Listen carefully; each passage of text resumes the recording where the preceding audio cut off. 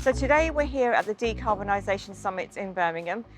You've probably all heard about the ZERFD Programme, which is now called ZEHID, but I've got Lewis Jones here today to tell us a little bit more about it. Lewis, tell us about ZEHID. The programme was originally called ZERFD, which was a Zero Emission Road Freight Demonstration. It's now changed its name to ZEHID, which stands for the Zero Emission HGV and Infrastructure Demonstration. Easy for me to say. And what it is a government-run initiative by Innovate UK to the tune of 200 million, designed to fund and support zero-emission trucks, both battery electric vehicles and hydrogen fuel cell vehicles, as well as the charging and hydrogen refueling infrastructure that goes alongside it. Wow, okay, so what does that mean for us as Scania then? In terms of the industry, it's a massive catalyst, so it's a real push and acceleration of zero-emission vehicles on the road.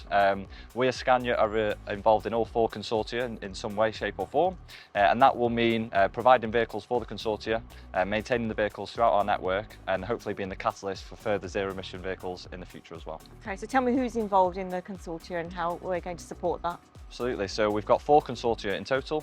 So the first one is ZEHID, which is run by BP. So that's a consortium focused on battery electric vehicles and also hydrogen fuel cell vehicles. We have the second one, which is HyHaul, which is run by Protium, which is a hydrogen fuel cell only consortium.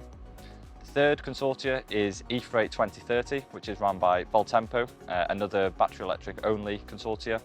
And then finally, we have the consortia run by GridServe, which is the electric freightway, which is building on the GridServe locations around the country with dedicated battery electric charging hubs. So when can we expect these vehicles to hit our roads?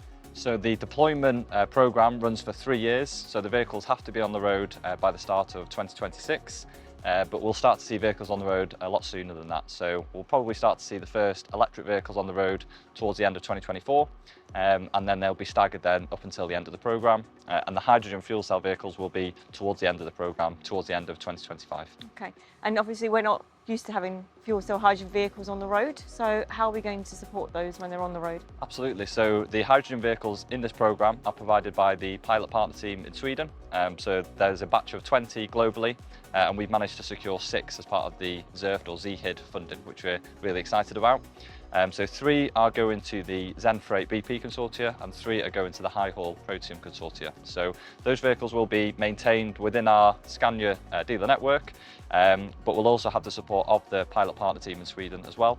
And they have a team of flying doctors, which is a very nice job title, and their role is to come over and support the markets with any issues that occur through the service process that our technicians have experienced before. So we have that real support from the factory as well. Sounds really exciting. So what's next? So at the moment, we're just finalising all of the kind of legals and commercial details in terms of how we'll work together within each of the consortia. And then we're also having direct conversations with the operators in each consortia, which are the likes of Kalina Group, Maritime, Wincanton, and many more, to understand which specific routes and operations they're wanting to put the vehicles on, and then ultimately moving towards ordering the vehicles and then getting them on the road as soon as possible. Thanks, Lewis. So hopefully we'll hear more about the programme as the months go by.